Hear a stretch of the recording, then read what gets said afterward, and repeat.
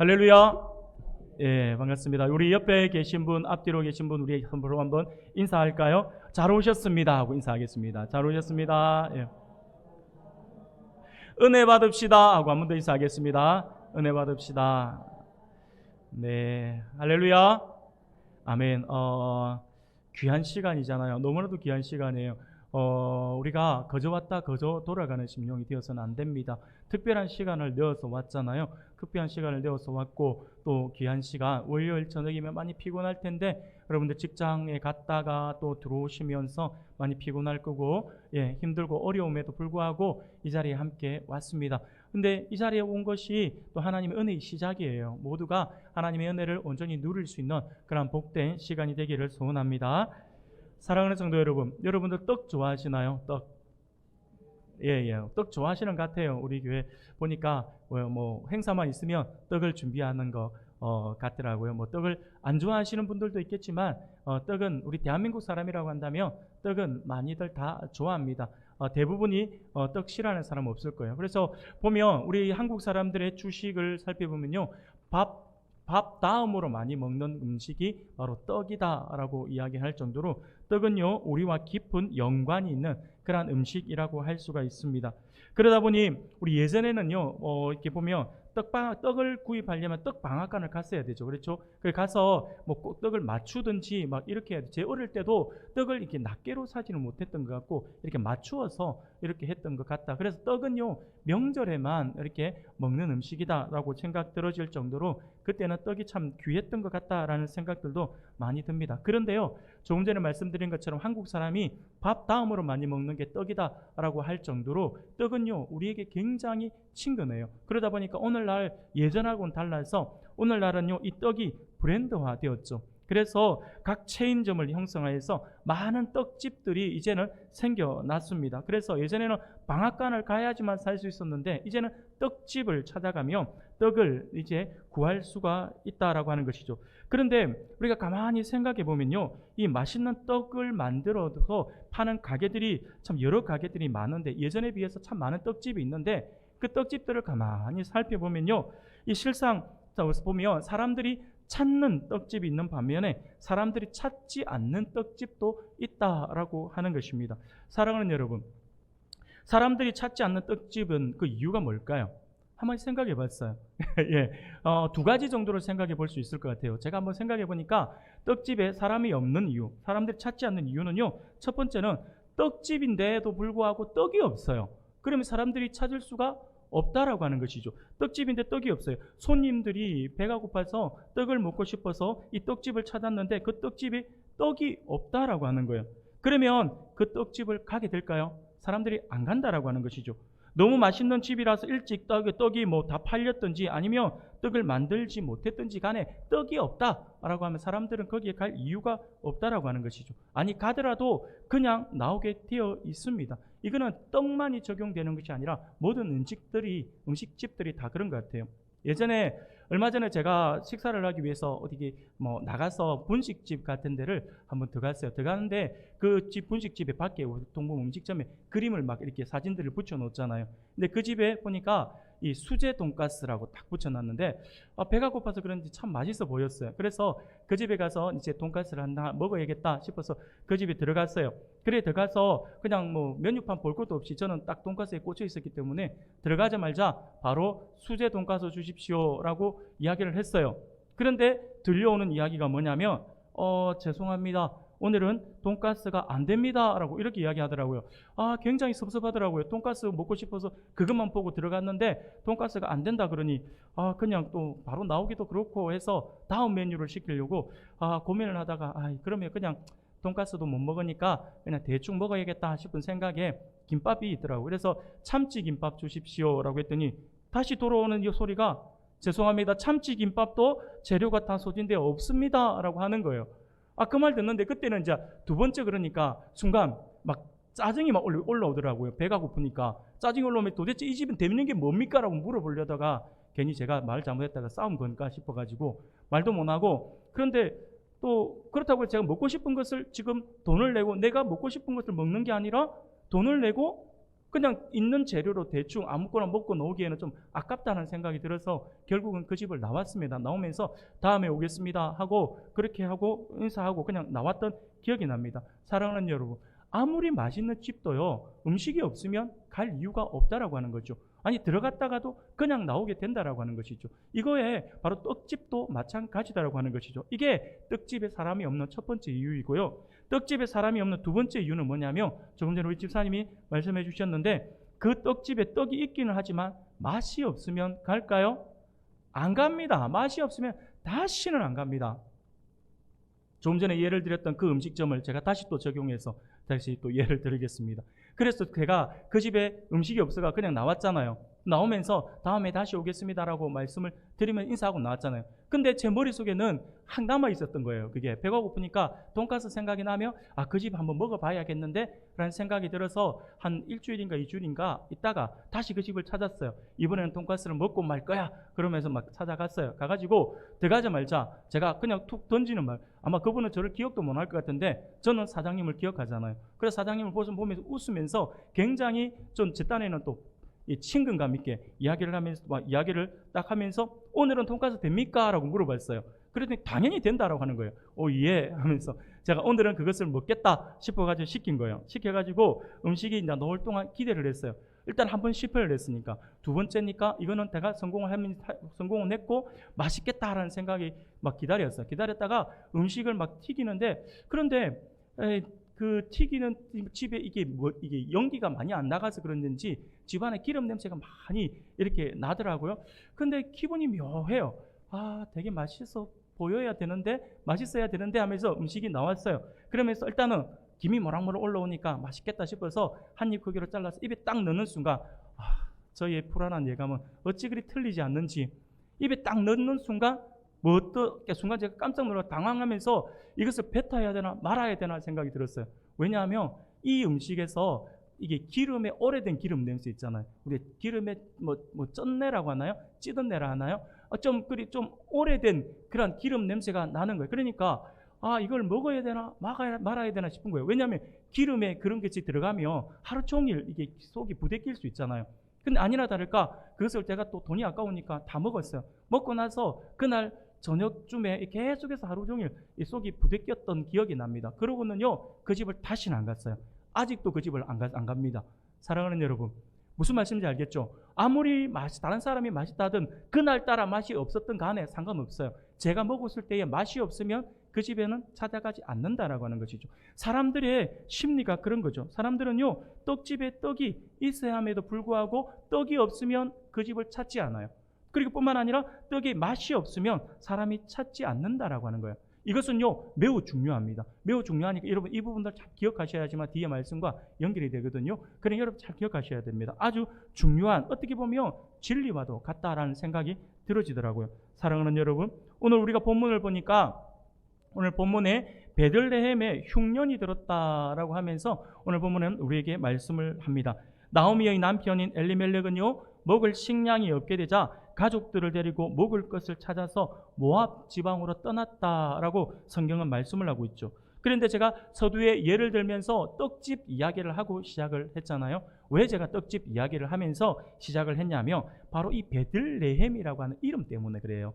이 베들레헴이라고 하는 이름이 어떤 의미냐면 두 단어가 합해져 되어 있는 합성어인데, 이 집이라고 하는 의미를 가지고 있는 바이트라고 하는 그러한 단어와 빵 또는 떡이라고 하는 의미를 가지고 있는 레헴이 결합되어서 베들레헴이 된 거예요. 그래서 이 베들레헴이라고 하는 이름의 뜻은요 빵집 또는 떡집이라고 하는 그러한 의미를 가지고 있는 단어이기 때문에 제가 떡집 이야기를 먼저 하면서 말씀을 시작한 것입니다. 사랑하는 여러분, 베들레헴에 흉년이 들어서 엘리멜렉이 가족을 데리고 모압을 갔다라고 성경은 말씀을 해요. 한마디로 이름은 떡집인데 그 떡집에 떡이 없었기 때문에 엘리멜렉의 가족이 떠나서 떡을 찾아서 모압 지방으로 떠났다라고 하는 것이 오늘 본문에서 우리에게 가르쳐주고 있는, 시작하면서 말씀해주고 있는 부분이에요. 사랑하는 성도 여러분, 이런 의미에서 저는요 오늘날 우리 안에도 이와 비슷한 현상이 벌어지고 있는 것은 아닐까라고 하는 그런 생각을 해보게 되었어요. 이 말씀을 준비하는 순간에 떡집에 떡이 없어서, 떡이 맛이 없어서 사람이 떠나갔다라고 하는 이 장면을 연상을 하면서 참 무섭다라는 생각들이 문득 들었어요. 왜냐하면요, 예전에 우리 대한민국을 한번 살펴봅시다. 우리 대한민국은요 4분의 1이 우리 그리스도인이라고 할 정도로, 제가 어렸을 때 20대 때에 그랬어요.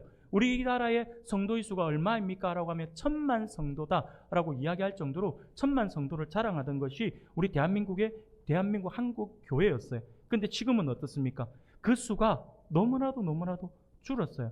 지금은 제가 정확하게 몇 명 정도 되는지는 모르겠지만 얼마 전에 제가 보았을 때 뭐 800선이 무너졌다라고까지 이야기할 정도로 엄청나게 많이 줄었습니다. 물론 뭐 인구 수가요 이렇게 줄었잖아요. 지금 저출산으로 인한 사회적 문제가 굉장히 심각하잖아요. 우리나라가 굉장히 심각합니다. 그래서 저출산으로 인한 인구 감소가 우리 성도들의 수를 줄였다라고 하는 1차적 원인이 될 수 있지만 또 다른 문제가 있는 것은 아닌가라는 생각을 해보게 되었어요. 바로 이 베들레헴이라고 하는 이 단어 속에서 찾아볼 수 있는 것이 아닐까라고 하는 거죠. 바로 교회라고 하는 떡집에 떡이 없기 때문에 사람들이 교회를 떠나가기 시작한 것은 아닐까라고 하는 그러한 두려움이 저를 엄습했습니다. 사랑하는 여러분, 한마디로 떡집에 마땅히 있어야 할 떡이 없기 때문에 사람들이 교회를 떠나간 것이 아닐까라고 하는 것이죠. 아니면 떡이 있지만 떡맛이의 실증을 느낀 실망한 사람들이 또 다른 떡을 찾아서 세상으로 떠나가고 있는 것은 아닐까라고 하는 생각들을 지울 수가 없어서 제가 두렵다라고 그렇게 말씀을 드리는 것입니다. 사랑하는 우리 성도 여러분, 오늘 본문에도 엘리멜렉의 가족이 베들레헴이라고 하는 교회를 떠나서 모압이라고 하는 그런 세상을 향해 가고 있었다라고 하는 것이죠. 아니, 갔다라고 이야기하고 있습니다. 하지만 이렇게 떡 때문에 찾아간 모압에서도 엘리멜렉의 가정은요 순탄하지가 않았어요. 그 생활은 어렵기는 마찬가지였습니다. 아니, 오히려 떡의 부족보다 더 심각한 문제에 그들은 부딪히기 시작했습니다. 모압에 가서 약간의 떡은 얻었을지 모르지만 이내 그 가정의 가장이었던 엘리멜렉이 죽고 말았다라고 하는 것입니다. 그 아픔이 채 가시기도 전에 두 아들마저 죽음을 맞이하는 비극이 이 나오미의 가정을 찾아왔다라고 하는 것이죠. 이 나오미 가정에 일어난 큰 사건이었다라고 하는 것입니다. 사랑하는 여러분, 오늘날 더 맛있는 떡을 찾아서 교회를 떠난 사람들이 세상 가운데에서 더 큰 슬픔과 아픔을 겪으며 살아가게 되었다라고 하는 것이 오늘 본문이 우리에게 말씀해 주고 있는 부분입니다. 이때에 찾아오는 그러한 돌이킬 수 없는 자괴감은 아마 이루 말할 수가 없을 것입니다. 아마 이럴 경우 대부분의 사람들은요, 그 누구도 그 모압이라고 하는 상처받은 그 땅에서 있고 싶지 않을 거예요. 그것을 떠나오고 싶을 겁니다. 그러면서 예전에 좋았던 기억들을 떠올리게 되는 것이겠죠. 그래서 예전에 어느 영화에서 주인공이 외쳤던 외침처럼 나 다시 돌아갈래 라고 하는 그 외침을 하고 싶을 거예요. 그러면서 다시 돌아오고 싶은 마음들, 예전으로 돌이키고 싶은 마음이 간절할 것입니다. 물론 예전으로 되돌릴 수는 없죠. 예전으로 돌아간다고 해서 죽은 남편과 죽은 아들들이 다시 돌아오는 것은 아니기 때문이죠. 그러나 그럼에도 불구하고 그 상처 입은 그 땅에 있고 싶지는 않을 거예요. 대부분의 사람들은요, 그런 상황에 마주치면 그 상황에서 벗어나서 다시 예전에 그 좋았던 때를 기억하면서 그곳으로 다시 가고 싶어 한다라고 하는 것이죠. 오늘 본문의 나오미도 마찬가지로 고향인 베들레헴으로 돌아가고 싶은 마음이 간절했다라고 하는 것입니다. 6절 말씀을 보니 이렇게 말씀을 해요. 우리가 6절을 같이 읽겠습니다. 시작. 그 여인이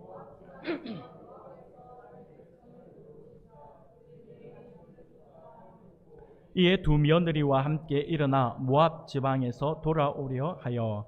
아멘. 이렇게 지금 말씀을 하고 있어요. 다시 말씀을 드리면 처음으로 돌이킬 수는 없겠지만 지금의 이 힘듦과 어려운 상황을 벗어나서 부끄러운 모습이라 할지라도 다시 고향으로 돌아가고 싶은 마음이 들었다라고 하는 거예요. 그런데 그런 마음이 들었을 때에 들려오는 소식이 있는 거예요. 그 들려온 소식이 뭐냐니까 여호와께서 자기 백성을 돌보시사 그들에게 양식을 주셨다 함을 듣고 다시 베들레헴으로 돌아가고자 했다라고 하는 것이죠. 돌아가고자 하는 마음이 들 때에 다시 고향 베들레헴에 하나님께서 돌보셔서 그들에게 양식을 주셨다. 한마디로 이야기하면 베들레헴의 풍년을 하나님께서 주셨다라고 하는 거죠. 그러면 더 이상 고민할 게 없어요. 다시 고향으로 돌아갈 수밖에 없다라고 하는 것이죠. 식량이 없던 베들레헴에 먹을 것이 생겼다라고 하는 거예요. 사랑하는 여러분, 굉장히 중요한 부분입니다. 어떤 부분이 중요하냐면 식량이 없었던 베들레헴, 그래서 식량을 찾아서 떠나갔던 그 베들레헴에 먹을 것이 생기니까 사람들이 다시 모이기 시작했다라고 하는 거예요. 식량이 생기니까 사람들이 돌아가고자 하는 마음이 들었고 결국 사람들이 돌아오고 있더라고 하는 것입니다. 사랑하는 여러분, 그렇습니다. 떡이 없던 떡집에 떡이 생기면 사람들이 다시 찾게 되어 있습니다. 떡은 있어도 맛이 없는 떡이라고 하는 소문이 나서 찾는 이가 없던 그 떡집에도 이제 맛있는 떡을 만든다라고 하는 소문이 나게 되면 사람들은 줄을 지어서 찾아와서 그 떡을 기다리게 된다라고 하는 것입니다. 이러한 장면에 우리가 주목해야 한다라고 하는 것이죠. 사랑하는 성도 여러분, 우리는 올해를 시작하면서 우리가 하늘의 예배를 회복하라라고 하는 비전으로 우리가 시작하고 이렇게 달려갑니다. 우리 안에 하나님께 드리는 예배의 회복이 가장 우선이 될 때에 우리 개인의 삶이 회복될 것이고 우리의 가정이 회복될 것이며 우리 교회가 다시 회복의 은혜를 누릴 줄 믿습니다. 예배 회복이 우선이다라고 하는 것이죠. 그러므로 우리는 올해는 어떠한 경우에도 예배 회복의 최우선, 예배 회복을 최우선으로 두는 그런 우리 성도님들이 되기를 소원합니다. 도전해 봅시다. 여러분, 이게 주일을 지금은 저는 여러분들에게 강조할 때에 주일 예배 52주 성공합시다 라고 이렇게 말씀을 드리지만 여러분들은 받아들일 때 더 넓은 의미로 받아들여서 모든 공예배에 성공할 수 있기를 바랍니다. 특히 오늘 좁게는요, 오늘 말씀 집회, 오늘부터 시작하는 이 일주일에 이 시간 동안 여러분들 성공할 수 있기를 바랍니다. 이 말씀을 통하여서 하나님의 놀라운 은혜들을 매 시간마다 부어주시는 하나님의 은혜들을 여러분들이 체험할 수 있기를 바랍니다. 사랑하는 여러분, 그러면 우리가 회복해야 하는 하나님이 기뻐하시는 하늘 예배는 어떤 예배일까요? 하늘 예배가 도대체 어떤 예배이길래 우리에게 계속해서 하늘 예배를 회복하라라고 이렇게 말씀을 하고 있는 것일까요? 오늘 이 시간은요, 그것에 대해서 우리가 함께 살펴보면서 하나님의 은혜를 나누고자 하고요. 그리고 또 우리 안에 하늘의 예배가 회복되는 놀라운 역사를 체험할 수 있는 그런 우리 성도님들이 되기를 소원합니다. 사랑하는 여러분, 하늘 예배는 어떤 예배일까요? 한마디로 딱 정리하면 오늘은 두 가지 정도로만 한번 살펴볼 건데요. 하늘의 예배는 어떤 예배일까요? 첫 번째는요, 바로 이런 예배입니다. 하나님의 임재하심이 있는 예배입니다. 할렐루야! 한번 따라해 봅시다. 하나님의 임재하심이 있는 예배. 하나님의 임재하심이 있는 예배. 그 예배가 하늘 예배임을 기억할 수 있기를 바랍니다. 사랑하는 성도 여러분, 오늘 본문을 보면 10년 동안 기근에 시달리면서 식량이 없던 베들레헴에 풍년이 든 이유를 뭐라고 말씀하고 있습니까? 6절 중반절에서 이렇게 말씀을 해요. 여호와께서 자기 백성을 돌보시사라고 말씀을 하고 있습니다. 예전 성경에는요, 이 부분에 있어서 권고하사라고 말씀을 해요. 이 권고하사라고 하는 말씀이 바로 돌보셨다라고 하는 그러한 의미입니다. 그런데 이와 같이 권고하심, 돌보심으로 번역된 히브리의 원문을 보면요, 이 원문은 파카드라고 하는 단어예요. 이 파카드라고 하는 단어인데 이 파카드라고 하는 단어가 원래 어떤 의미냐 하니까 이 파카드라고 하는 단어는요, 시찰하다 또는 방문하다라고 하는 의미예요. 하나님께서 돌보셨다라고 할 때 이때 돌보셨다라고 하는 단어를 파카드라고 하는 단어를 쓰고 있다라고 하는 거예요. 쉽게 말하면 하나님께서 방문하셨다라고 하는 거예요. 하나님께서 방문하셨다. 그 의미를 가지고 있습니다. 그래서 여기서 하나님께서 여호와께서 자기 백성을 돌보셨다라고 하는 말씀은요, 다시 정리하면 하나님의 임재하심이 회복되었다라고 하는 거예요. 하나님이 역사하시고 하나님이 함께 하시고 하나님이 돌보셨다. 하나님이 그곳에 찾아오셨다가 되는 거예요.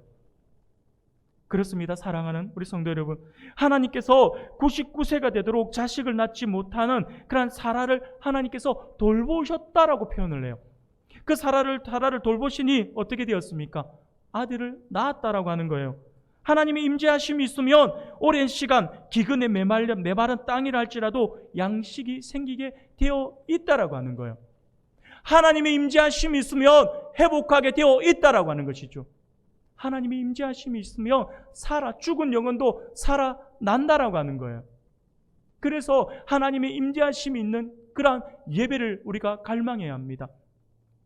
사랑하는 여러분, 하나님의 임재하심이 있으면 마른 뼈들이 다 죽어 있는 마른 뼈들이 다시 살아나게 되어 있습니다. 하나님의 임재하심이 있으면요, 흐르던 홍해가 갈라지면서 길을 만들어내고, 하나님의 임재하심이 있으면 요단 강물이 말라서 건널 수 있는 대로가 생기게 되어 있고요, 하나님의 임재하심이 있으면 옥문이 열리는 역사가 일어나고, 하나님의 임재하심이 있으면 아픔이 떠나간다라고 하는 것입니다. 하나님의 임재하심이 있으면 귀신 들린 자들이 자유를 얻게 되고, 병든 자들이 치유를 받을 수가 있어요. 하나님의 임재하심이 있으면 떡 5개와 물고기 2마리로도 2만 명 이상을 먹일 수 있는 기적이 일어난다라고 하는 것입니다. 할렐루야. 하나님의 임재하심이 바로 그 핵심이다 라고 하는 것이죠. 사랑하는 여러분, 하나님의 임재하심이 있으면 우리 교회와 우리의 삶에도 이런 역사가 일어나게 될 줄 믿습니다. 그러나 오늘 우리 한국교회의 문제는요, 과거에는 교회라고 하는 떡집에 떡이 넘쳐났잖아요. 그 떡이 너무나도 맛있는 떡이었잖아요. 그러다 보니까 한국 교회들 앞에 정말 교회 앞에 문전성시를 이루었다라고 할 정도로 기하급수적으로 한국 교회가 성장했어요. 그런데 오늘날은 어떻습니까? 베들레헴이라고 하는 떡집에 떡이 없었던 것 같이 오늘 교회에 하나님의 임재하심이 있냐라고 하는 거죠. 예배는 드리는데 하나님의 임재가 없는 예배를 드리고 있는 것은 아닐까라고 하는 마음에 두려운 마음이 듭니다. 그것이 사람들로 하여금 교회를 떠나가게 만든 요인이라고 할 수 있기 때문입니다. 안타깝게도 이것이 오늘 한국 교회뿐만 아니라 오늘 우리의 지금까지 드리는 우리의 예배였을 수 있다라고 하는 것이죠. 하나님 앞에 예배를 안 드려서가 아니었어요. 하나님의 임재하심이 있는 예배였는가? 그것이 문제였다라고 하는 것입니다. 사랑하는 여러분, 하나님의 임재하심을 경험하지 못하기 때문에 사람들이 예배당을 떠나가고 있다라고 하는 것입니다. 예배에 은혜와 감동이 없는데 사람들이 모여들 리가 없어요. 예배를 통해 하나님의 임재하심을 경험하지 못하는 사람들은요, 냉랭한 마음으로 아무런 기대 없이 예배를 드리게 되어 있습니다. 아니, 예배를 드리는 것이 아니라 그냥 의무감으로 앉아있을 뿐이죠. 하나님 앞에 예배를 드리는 기쁨이 없고 하나님 앞에 예배를 드리는 감동과 은혜가 없어요. 심지어 예배 드리는 시간이 지루하게만 느껴지게 되어 있다고 하는 것입니다. 그래서 교회는 예배 분위기를 재밌게 만들려고 오늘날 얼마나 많은 노력을 하는지 몰라요. 하나님의 임재하심에 초점을 맞춰야 되는데 재미있는 예배에 지금 초점을 맞추려고 하고 있습니다. 그래서 사람들을 즐겁게 하려고 얼마나 많은 노력을 하는지 몰라요. 교회는요, 전문 기획사들에게 비싸게 돈을 주어서 예배가 콘서트가 되든지 아니면 어떤 쇼가 되게끔 만들어 버리는 교회들도 있다라고 하는 것입니다. 화려한 조명과 무대장치 그리고 고가의 음향 장비들을 동원해서 예배의 은혜와 감동을 추구하고자 하는 교회들이 많다라고 하는 것이죠. 예전에 어느 대형 교회를 한번 이 세미나가 있어서 한번 찾아갔는데 그 교회 가서 제가 물론 예 세미나는 참 은혜가 되었어요. 은혜가 됐는데 제가 마음에 큰 이게 부담이라고 해야 될까요? 큰 좀 섭섭함을 제가 안고 돌아오는 하나의 일이 있었는데 그게 뭐냐면 그 교회가 새로운 교회에 있던 패러다임을 전환을 해서 교회가 새롭게 부흥을 한 그 부분들에 대해서 이야기를 하면서 세미나를 하는데 많은 교회 목회자들이 개척교회라든지 작은 교회 목회자들이 조금이라도 뭔가 배울 게 있을까 싶어서 교회들이 모인 거예요. 수많은 성도 목회자들이 모였는데 예배당 한가운데가 아니라 뭐 작은 물론 사람들 다 나누어서 이제 그 세미나를 하는데 근데 저희들이 들어가는 곳이 고등부 예배당이었어요. 고등부 예배당이 굉장히 컸어요. 커가지고 있었는데 그런데 여기서 인도하시는 목사님이 뜬금없이 다른 세미나만 그냥 집중했으면 참 은혜가 되었을 건데 갑자기 교회가 크고 돈이 막 제법 있다 보니까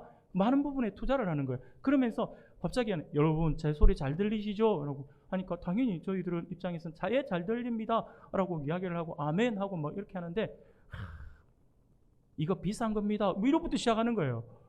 그러면서 교회 안에 이렇게 앞에 보면 중간에 스피커가 있는데 스피커가 이렇게 딱 기역자처럼 이렇게 돼 있는 게 있어요. 크지도 않았어요. 그러니까 두께도 한 이 정도 두께에 그러니까 이게 한 2m, 3m 정도 들어 해가지고 이렇게 되어 있더라고. 그 스피커가 하나, 둘, 세 개, 복도마다 이렇게 4개 이래 있는데 그 스피커 딱 가리키면서 저 스피커 저거 얼마인 줄 아세요? 저 스피커 한 대가 2천만 원입니다. 이러는 거예요. 생각해 보십시오. 지금 모든 대형교회 그것을 감당할 수 있는 목회자들이 모인 자리에서 이런 이야기 한 게 아니에요. 그 2천만 원이면 어떤 교회는요, 그 정말 개척교회는 그 2천만 원이면 한 달 1년 예산일 수도 있어요. 너무나도 힘들잖아요. 그런데 그걸 자랑하고 있는 모습을 보면서 너무나도 가슴이 아프더라고요. 그렇다고 그 교회를 제가 비난하고 싶은 마음은 없고요. 그러다고 돈이 있으니까 그래 했겠죠. 근데 그런 이야기를 보는 순간 참 문득 마음이 아프더라고요. 지금 우리가 집중해야 될 것은요, 하나님의 임재하심인데, 하나님의 임재하심이 있는 예배인데, 그런 어떤 음향기계 이런 거에 너무 많은 시간과 너무 많은 물질을 투자하고 있는 것은 아닐까라고 하는 생각이 들면서 그것을 자랑하는 모습에 좀 씁쓸했다라고 말씀을 드리고 있는 것입니다. 사랑하는 여러분, 사실은요, 화려한 무대장치, 어떤 조명 아니면 전문 기획사들을 통해서 예배가 콘서트가 되어서 많은 사람들이 재미있었다라고 하는, 콘서트를 보는 것 같았다라고 하는 예배가 진짜 예배겠냐라고 하는 거죠. 죄송하지만 감히 말씀을 드립니다. 저는 하나님을 위한 예배가 아니다라고 생각이 들어집니다. 그것은 하나님을 위한 예배가 아니라 사람들을 위한 예배입니다. 사람을 기쁘게 하기 위한 예배일 뿐이다라고 하는 것이죠. 사랑하는 여러분, 우리가 오늘 엘리야의 모습을 한번 볼까요? 엘리야의 모습을 한번 생각해 봅시다. 엘리야가 갈멜산에서 바알의 선지자들과 싸울 때에 450명이나 되는 바알 선지자들을 어떻게 물리쳤나요?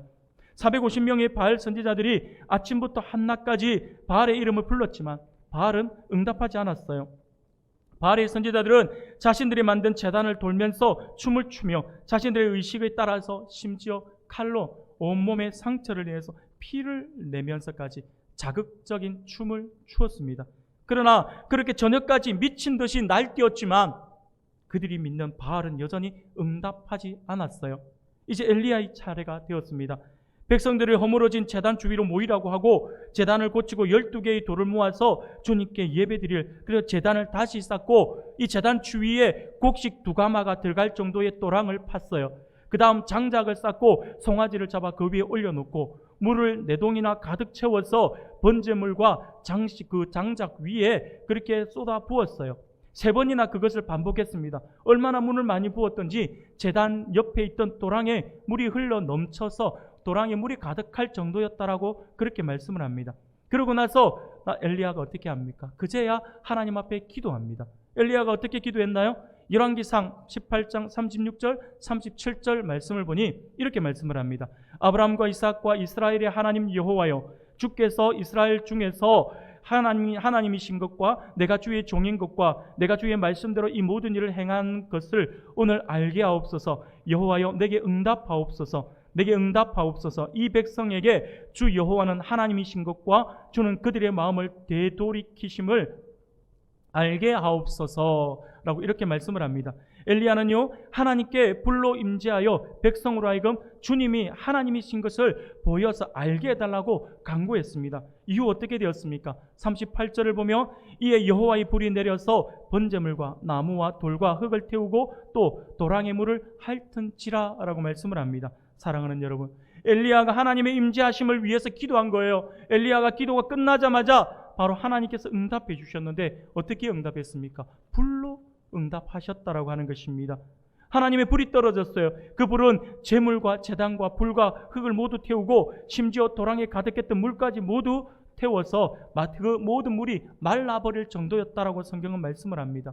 사랑하는 여러분, 지금 우리에게는 이 엘리야가 기도했던 것처럼 하나님 응답해 주옵소서, 하나님 불로 임재하여 주옵소서라고 하는 그런 부르짖는 간절함이 필요할 때입니다.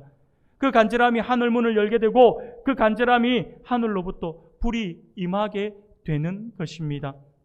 목마른 사슴이 시냇물을 찾는 갈급한 그런 심정으로 우리 영혼도 주님의 임재를 간절히 원하며 하나님의 임재를 갈급해할 수 있는 그러한 성도님들이 되시기를 소원합니다.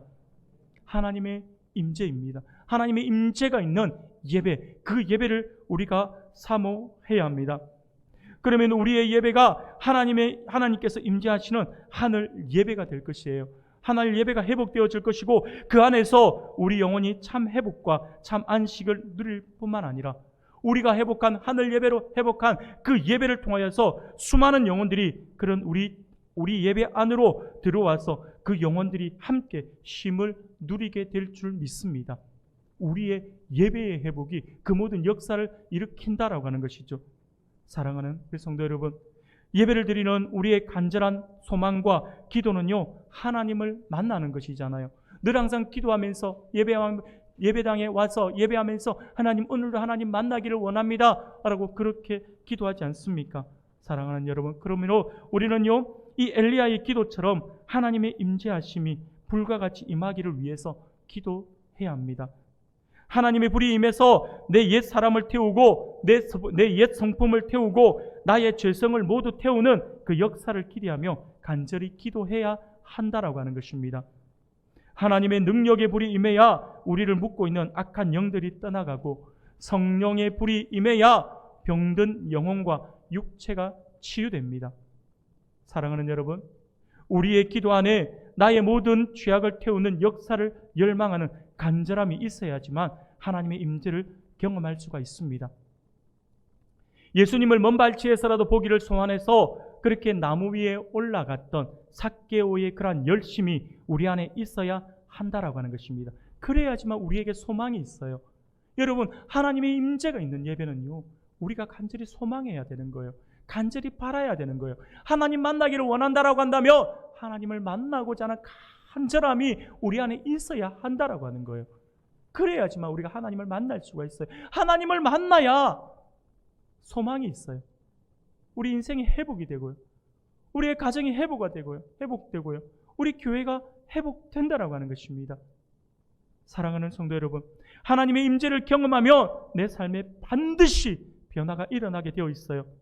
마음 둘 곳을 몰라 방황하고 있는 이들이 있다면, 아니면 반복적이고 순간적인 죄로 인하여서 고민하고 있다라고 한다면 여러분, 하나님의 임재를 소원해야 합니다.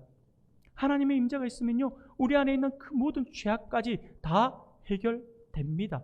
하나님께서 불로 임하시면요, 그 모든 죄들이 다 소멸돼요. 다 하나님께서 태워주신다라고 하는 거예요. 하나님이 임재하시며 나를 태우고 나를 만족시키는 하나님의 역사를 경험할 수 있다라고 하는 것입니다. 하나님의 임재를 경험하면 주님만이 나의 힘이시고 나의 방패시고 주님만이 나의 소망이다라고 하는 그 고백이 내 안에서 증거가 된다라고 하는 것이죠. 그 어떤 소원보다 하나님의 임재를 소원하는 그런 간절함이 우리 안에 있기를 소원합니다. 사랑하는 여러분, 시편 143편 6절을 보면요, 시인이 이런 고백을 합니다. 주를 향하여 손을 펴고 내 영혼이 마른 땅같이 주를 사모하나이다 라고 말씀을 합니다. 사랑하는 여러분, 오늘 이 시인의 고백이 우리의 고백이 되기를 원합니다. 이 시인의 간절함이 우리의 간절함이 되기를 소원합니다. 시인과 같은 이러한 간절한 고백이 있을 때에 하나님은 우리 가운데 임재하신다라고 하는 거예요. 사랑하는 여러분, 우리가 주일 예배를 준비하고 예배드리러 교회로 나아올 때에 간절한 소원과 기도의 제목 무엇입니까? 여러분들이 주일에 하나님 앞에 나올 때에 어떤 마음으로 나아오십니까?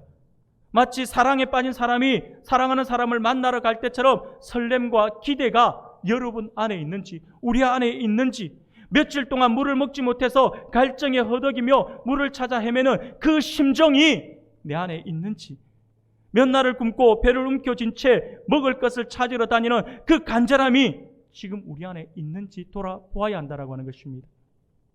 그렇게 하나님을 찾으려고 노력해야 한다라고 하는 것이죠. 하나님을 만나고 싶은 마음에, 간절함에 내가 잠 못 이루고 토요일만 되면 가슴 뛰어서 다음 날 주일이 되면 하나님을 만날 건데 내가 어떤 옷을 입고 갈까? 어떤 준비를 할까? 나의 외모는 하나님 보시기에 정말 아름다울까? 한 주간의 내 삶이 하나님 보시기에 거룩한 삶이 아니라서 하나님이 나를 싫어하면 어떡하지 하면서 회개하는 마음들이 있어야 한다라고 하는 것이죠. 하나님 앞에 나올 때 이런 간절함이 우리 안에 있냐고요. 그렇게 간절한 사람, 간절하게 바라는 그 사람에게 우리 하나님은 임재하십니다. 우리 하나님 우리를 만나 주신다라고 하는 것이죠. 사랑하는 여러분, 오늘날 우리는요, 너무나도 심각한 영적 기근에 빠져 있어요. 지금 우리에게는요, 먹을 양식이 풍부하고 마실 물도 분명히 풍부합니다. 오늘날은 예전과 같지 않았어요. 예배드리고 싶으면 언제든지 예배드릴 수 있어요. 하나님 말씀이 갈급하면 하나님의 말씀을 언제든지 펼쳐볼 수가 있어요. 인터넷을 통해서요. 얼마든 찾아볼 수 있어요. 어떻게 보면 말씀의 홍수의 시대를 우리가 살아가고 있지 않습니까? 그럼에도 불구하고 우리는 영적 기근에 빠져 있다라고 하는 것이죠. 우리의 내면은 기근 가운데 있다라고 하는 것입니다. 하나님의 말씀을 가까이 하고 있음에도 불구하고 하나님의 말씀을 듣지 못하고 하나님의 임재를 경험하지 못하는 영적 기근 속에서 우리가 살아가고 있는 것이 오늘 우리들의 현실이 아닌가라는 생각을 해보게 됩니다. 사랑하는 여러분, 그런데 더욱 심각한 것이 있어요. 영적 기근보다 더 심각한 것이 있는데 그게 뭐냐면요, 우리가 지금 얼마나 영적 기근 안에서 비참하고 불쌍하고 가난한 삶을 살아가고 있는지를 모르고 있다라고 하는 거예요. 나는 지금 하나님을 만나야 되는데, 그래서 내 인생이 바뀌어야 되는데 내가 모르고 있다라고 하는 거예요. 나는 이대로 잘 살고 있다라고 생각하는 거예요. 하나님 예배를 통하여서 하나님의 임재를 경험하지 못하고, 예배를 통해서 하나님을 만나지 못하고, 예배를 통하여 내 죄의 문제를 해결하지 못했는데도 불구하고 나는 잘 살고 있다라고 생각을 하고 있다라고 하는 것이죠. 이것은 저를 비롯한 우리 모두의 모습일 것입니다. 여러분들 앞에서 이런 이야기하고 있다고 해서 목회자인 제가 깨끗하냐? 저는 절대로 제가 깨끗하다라고 생각한 적 한 번도 없습니다. 너무 부끄러워요. 한 번씩 저는 설교를 할 때 그런 이야기를 합니다. 세상은 두 종류의 사람이 있을 뿐이다라고, 두 종류의 죄인이 있을 뿐이다라고 저는 생각을 하고 그렇게 이야기합니다. 세상은요, 두 종류의 죄인밖에 없어요. 어떤 종류냐니까? 들킨 죄인, 들키지 않은 죄인. 저는요, 들키지 않은 죄인일 뿐이에요. 이런 말을 하고 있으면서도 저의 추한 모습이 여러분들에게 들켜질까 봐 심히 두렵습니다. 사랑하는 여러분, 우리가 모르고 있다고 하는 거예요. 이렇게 심각한 상태에 있음에도 불구하고 모르고 있다라고 하는 것이죠. 입으로는 나는 부족한 것이 없다라고 없고 만족한다라고 떠들면서 자신의 불쌍한 모습을 거울에 비추어 보지 않는다라고 하는 것이죠. 말씀의 거울에 비추어야 되는데 그 말씀의 거울에 비추지를 않아요. 하나님이 보실 때 그들은 참으로 비참하고 가난한 영혼일 것입니다. 사랑하는 여러분, 주님은요, 요한계시록에서 라오디게아 교회에 이렇게 무서운 경고를 합니다. 요한계시록 3장 15절부터 18절까지의 말씀이에요. 이건 우리가 같은 목소리로 같이 한번 읽어보겠습니다. 시작. 내가 내 행위를 아노니 뜨겁지도 아니하도다. 내가 차든지 뜨겁든지 아니하기를 원하노라. 내가 이같이 미지근하여 뜨겁지도 아니하고 차지도 아니하니 내 입에서 너를 토하여 버리리라. 내가 말하기를 나는 부자라 부유하여 부족한 것이 없다 하나 내 견고한 것과 가련한 것과 가난한 것과 눈먼 것과 벌거벗은 것을 알지 못하는도다. 내가 너를 권하노니 내게서 불로 연단한 금을 사서 부유하게 하고 흰옷을 사서 입어 벌거벗은 수치를 보이지 않게 하고 안약을 사서 눈에 발라 보게 하라. 아멘. 사랑하는 여러분, 말씀이 그냥 말씀이 아니에요. 라오디게아 초대 당시에 라오디게아 교회의 한 이야기라고 해서 그들에게만 한 이야기가 아니에요. 오늘 우리들을 향한 말씀이에요. 오늘 우리들에게 말씀을 하고 있는 거예요. 그러므로 우리는 오늘 우리의 신앙을 돌아보아야 합니다. 그래서 우리도 불로 연단한 금을 사야 합니다. 흰옷을 사서 입어야 합니다. 안약을 사서 발라서 눈을 떠서 볼 수 있게 해야 한다라고 하는 것이죠. 그런데 그것을 어디서 살 수 있냐고요? 약국 가서 내 영혼의 눈을 밝힐 수 있는 약 주세요라고 할 건가요? 아니에요. 오늘 성경을 보면 뭐라고 말씀을 합니까? 내게서 불로 연단한 금을 사서라고 말씀을 합니다. 여기서 말하는 내게서랄 때 내가 누구입니까? 주님이시잖아요. 주님 앞에 엎드려서 주님의 임재하심을 구해야 한다라고 하는 거예요. 그래서 우리가 불로 연단한 금을 사야 되고요, 흰 옷을 사야 돼요. 그래서 우리의 추한 모습을 가려야 하는 거예요. 주님에게서 안약을 사서 우리의 눈을 발라서 영적인 것이 보일 수 있도록 그렇게 노력해야 한다라고 하는 것입니다. 주님은요, 그 이후에 뭐라고 말씀하신 줄 아세요? 20절, 19절, 20절에 이렇게 말씀을 합니다. 무릇 내가 사랑하는 자를 책망하여 징계하노니 그러므로 내가 열심을 내라 회개하라 볼지어다 내가 문 밖에 서서 두드리노니 누구든지 내 음성을 듣고 문을 열면 내가 그에게로 들어가 그로 더불어 먹고 그는 나로 더불어 먹으리라. 사랑하는 여러분, 주님은요 지금 먼 곳에 있지 않아요. 주님은요 지금 우리와 함께 계시요. 지금 주님은요 우리의 마음의 문 밖에 서서 우리의 문을 두드리고 계신다라고 하는 거예요. 그러므로 우리가 우리의 삶과 행위를 회개하고 주님을 찾아야 합니다. 주님의 임재에 목말라야 한다라고 하는 것입니다. 우리의 마음의 문을 열어서 주님을 맞이해야 할 것입니다. 우리는 주님의 임재에 목말라야 할 것입니다. 주님은 그렇게 간절히 찾는 그에게 찾아오시고 간절히 바라는 그에게 임재하셔서 놀라운 역사를 일으켜 주신다라고 하는 것입니다. 사랑하는 우리 성도 여러분, 자신의 모습을 한번 돌아볼 수 있기를 바랍니다. 혹시 지금 차디찬 지하 감옥과 같은 현실에 갇혀서 나갈 곳이 보이지 않는 절망 가운데 있다라고 한다면 하나님의 임재하심에 목말라하며 하나님의 임재하심을 소원하는 예배를 드려야 합니다. 바울과 실라가 그랬거든요. 차디찬 감옥에 갇혀서 그들이 저녁에 어떻게 했습니까? 하나님의 임재하심을 목말라하면서 간절히 기도하며 찬송하며 예배했어요. 그렇게 예배할 때 하나님의 임재하심이 있는 그 예배할 때 어떤 일이 벌어졌습니까? 바로 하나님의 임재하심으로 말미암아서 옥문이 열리는 기적이 일어났다라고 하는 것이죠. 사랑하는 여러분, 하나님의 임재하심이 있으면 우리 영혼이 살아납니다. 우리 형편이 풀립니다. 우리의 모든 막혀있던 문이 열리게 될 것이고 절벽 같은 태산 같은 그 문제가 해결될 것입니다. 하나님의 임재하심이죠. 하나님이 임재하셔서 우리의 기도를 듣고 우리의 눈물을 보시면 기적은 일어난다라고 하는 것입니다. 오늘날 많은 사람들이 눈물을 흘리고 부르짖며 기도하면서도 하나님의 임재를 경험하지 못한다라고 한다면 그 이유는 딱 하나입니다. 그 눈물은 아마 다른 의미의 눈물일 겁니다. 사람에게 부르짖고 사람들에게 보이기 위해서 눈물을 흘리며 호소하기 때문일 수 있습니다. 아니면 옆에 사람 눈치를 보느라 체면 때문에 간절히 기도하지 않을 수도 있다라고 하는 것이죠. 이 체면 문제가 이 체면이 문화가 이 문제예요. 기도하자 해도 기도도 안 해요. 그냥 조용히 기도해요. 그러면서 하는 이야기가 꼭 부르짖어야지만 응답이 되냐라고 하는 거예요. 예, 부르짖어야 응답됩니다 라고 저는 하고 싶어요. 여러분들에게 하는 이야기 아니에요.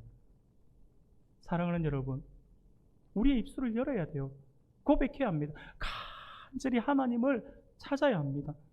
하나님의 임재에 목말라야 합니다. 그리고 간절히 하나님의 임재를 구해야 합니다. 그래야 할 때 우리의 예배는 사람의 예배가 아니라 지상의 예배가 아니라 하늘 예배가 될 것입니다. 하나님께서 받으시는 예배가 됩니다. 그러한 하늘 예배가 우리 안에 회복될 때에 우리는 우리의 모든 문제를 해결받을 수 있고 우리의 영혼이 잘되고 범사가 잘되는 복을 누리게 될 것입니다. 뿐만 아니라 우리의 가정이 살아나게 될 것이고 우리의 교회가 살아날 것이며 무엇보다 2024년을 하나님께서 기뻐하시는 하늘의 신령한 복을 누리며 승리하게 될 것입니다. 그러므로 오늘부터 우리는 기억해서 오직 하나님의 임재하심에 목말라하며 간구함으로 날마다 하나님의 임재하심을 경험하는 하늘 예배를 회복해서 2024년 온전히 승리하여 날마다 하나님의 참 기쁨과 행복을 누릴 수 있는 우리 성도님들이 되기를 소원합니다. 두 번째로 하늘 예배는 어떤 예배일까요? 그 예배는요, 희생과 감사가 있는 예배예요. 희생과 감사가 있는 예배, 그게 하늘 예배입니다.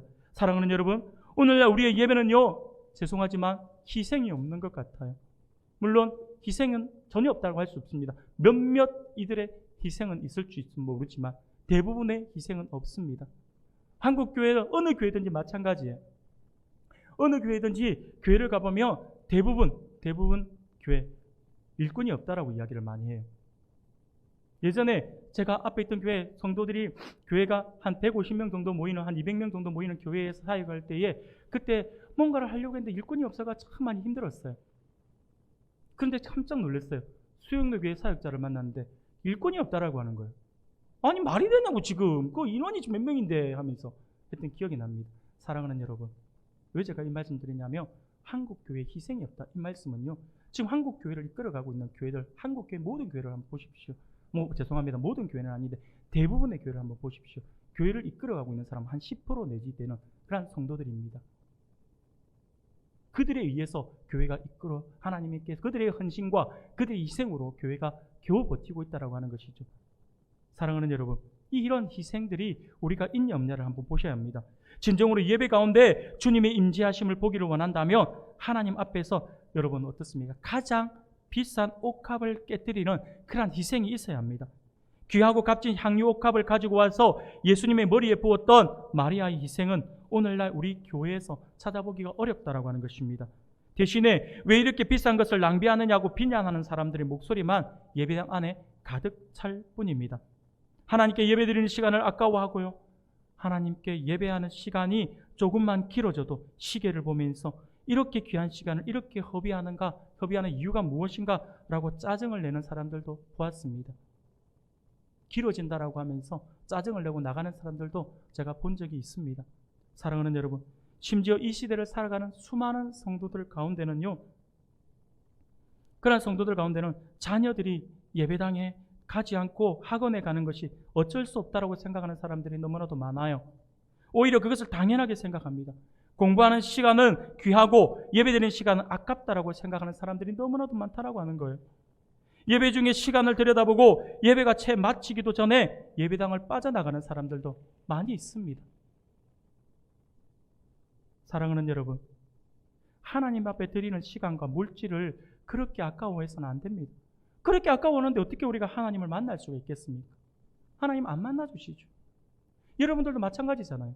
여러분들 누군가 대인관계에서 사람을 만날 때 나를 만나는 시간이 아깝고 나를 만나는 시간 돈이 아깝고 막 그런 사람들의 마음이 느껴지면 여러분들도 그 사람 만나고 싶습니까? 안 만나고 싶어요. 네가 나를 만나는데 그리 시간이 아까우면 나도 시간 아깝다. 일부러 내가 시간 내어서 네 만날 이유가 뭔데? 하는 거죠. 우리 하나님 안 그렇겠습니까? 하나님 만나는데 왜 시간을 아까워하냐고, 왜 물질을 아까워하고, 왜 나의 희생을 아까워하냐고요. 사랑하는 여러분, 누누이 말씀을 드립니다. 예배는 희생입니다. 희생이 있어야 하나님을 만날 수 있어요. 값비싼 옥합이라 할지라도 하나님 앞에 드리며 깨뜨리는 무언가가 있어야 한다고 하는 거예요. 그것이 꼭 비싼 것만이 요구하는 것은 아니에요. 우리의 마음과 정성이 담겨 있는 것이라고 한다면 아주 작은 것이라도 하나님 앞에 드려진 그것을 하나님께서 기뻐하신다라고 하는 것이죠. 바쁘고 정신없어서 힘들겠지만 우리의 시간을 드려야 합니다. 어려운 상황이지만 물질을 드려야 하고요. 내가 가진 것 중 값진 것이라 아까운 마음이 들지만 그러한 마음들을 내려놓고 그것을 주님 앞에 드리며 예배할 때에 우리의 예배를 통해 하나님의 임재하심을 경험할 수 있을 것이고 우리의 예배가 하늘 예배로 회복되어진다라고 하는 사실을 기억할 수 있기를 바랍니다. 이 희생과 함께 우리에게 필요한 것이 바로 감사예요. 누가복음 17장을 보면 예수님께서 10명의 나병 환자들을 고쳐주셨죠. 그런데 10명 중에 단 한 명만이 하나님께 영광을 돌리고 감사를 드렸다라고 하는 것입니다. 그 한 사람은 다름 아니라 유대인들이 그렇게 미워하고 짐승 취급했던 사마리아인이었다라고 하는 것이죠. 하나님의 사람이 은혜를 누렸는데, 회복의 은혜를 누렸는데 하나님의 사람은 감사할 줄 모르고 그들이 짐승같이 여겼던 이방 사마리아인이 은혜를 받으니까 하나님께 달려와서 감사했다라고 하는 거예요. 사랑하는 여러분, 혹시 한번 생각해 볼 수 있기를 바랍니다. 병을 고침받고도 돌아오지 않은 9명의 나병 환자들이 바로 오늘 나의 모습은 아닌지, 심각한 문제가 있을 때에만 하나님을 찾고 내 문제가 해결되고 나면 그것을 끝이라고 여기는 사람들이 바로 오늘 나의 모습은 아닌지 우리가 돌아보아야 합니다. 내가 병들고 집안에 문제가 생기고 경제적으로 어려울 때는 누가 시키지 않아도 기도가 열렬해지고 찬양이 뜨거워져요. 눈물을 흘리며 하나님의 임재하심을 구하며 애타게 기도합니다. 그러나 문제가 해결되고 나면 어떻게 합니까? 감사를 잊어버리고 더 이상 하나님의 임재를 사모하지 않는 것이 오늘 우리들의 모습은 아닌가 한번 돌아보아야 한다라고 하는 것이죠. 사랑하는 우리 성도 여러분, 예배는 희생이며 동시에 감사의 제사입니다. 오늘날 우리는 하나님께서 원하시는 예배가 아니라 내가 원하는 예배를 드리고 있는 것은 아닌지 돌아보아야 한다라고 하는 것입니다. 오늘날 많은 사람들이 내 입맛에 맞는 예배, 내가 기뻐하는 예배만을 찾아다니고 있다라고 하는 것이죠. 그러나 여러분, 우리가 분명히 기억해야 할 것이 있습니다. 그것은 예배에 있어서 나의 기쁨은 중요하지 않다라고 하는 거예요. 오직 하나님께서 기뻐하시는 예배만을 드려야 한다라고 하는 것입니다. 하나님 앞에 드리는 예배는요, 나의 상황이 중요하지 않아요. 근데 많은 사람들은 하나님 앞에 예배 드릴 때 나의 상황을 제일 먼저 생각해요. 예배 드린다고 하면서. 내 마음이 슬프든 기쁘든 상관이 없이 우리는 하나님을 찾고 하나님께 예배해야 합니다. 그 하나님께서 예배를 받으셔야 한다고 하는 것이죠. 내 기분 나쁘다고 해서 예배 안 드리고, 내 마음이 힘들다고 해서 예배 안 드리고, 내 마음이 바쁘고 조급하다 해서 예배 안 드리고, 또는 내가 아프다고 해서 예배를 빼어버리면 안 된다라고 하는 거죠. 내가 기분이 좋고 기쁠 때만 하나님을 찬양하고 예배하는 것이 아니에요. 내 감정이 어떻든 나의 의지로 예배를 결정하고 손을 들어 하나님을 찬양하며 예배해야 합니다. 그러므로 우리는 우리의 예배를 통해 진심으로 하나님의 임재하심을 사모하며 하나님의 놀라운 기적의 역사가 일어나기를 소원해야 합니다. 어떠한 상황이든 어떠한 여건이든 하나님께 예배가 우선이 되어야 한다고 하는 것이, 그 중심으로 예배드리는 그 사람의 예배가 하늘 예배가 되는 것입니다. 사랑하는 성도 여러분, 오늘 하나님께서 우리에게 주시는 말씀을 기억할 수 있기를 바랍니다. 그래서 오늘 시작하면서 떡집 이야기를 했습니다. 떡집에 떡이 없어서 사람들이 흩어지는 상황 속에서 오늘 우리 교회를 한번 돌아봅시다. 그래서 우리는 하나님께서 기뻐하시는 떡을 회복하는 그러한 교회가 되기를 소원합니다. 이것은 목회자 혼자의 역할이 아니라 우리 모두의 역할이 되어야 합니다. 그래서 우리의 떡이 없는 그러한 교회가 아니라 떡을 회복하는 교회, 말씀의 떡, 사랑의 떡, 섬김의 떡, 행복의 떡, 이 모든 떡들이 회복함으로 세상의 많은 사람들이 참 생명의 떡이신 우리 주님 품으로 인도하는, 그들을 인도하는 우리 성도님들, 그리고 우리 은강교회가 되기를 소원합니다. 그렇게 하기 위해서 항상 하나님의 임재가 있는 그러한 예배를 위해 목말라 하고 간절히 기도하는 우리 성도님들이 되기를 소원합니다. 그러한 예배를 위해서 희생과 감사를 아끼지 아니하므로 하나님 앞에 온전히 드릴 수 있기를 소원합니다. 그리할 때 우리의 예배가 하나님의 임재하심이 강하게 역사하는 하늘 예배가 되어서 우리 안에 놀라운 회복과 부흥의 역사로 이루어질 것입니다. 이 모든 일의 중심에 하늘의 신령한 은혜를, 중심에서, 이 모든 것들의 중심에서 하늘의 신령한 은혜를 온전히 누리는 우리 모든 성도님들이 다 되시기를 주님의 이름으로 축원합니다.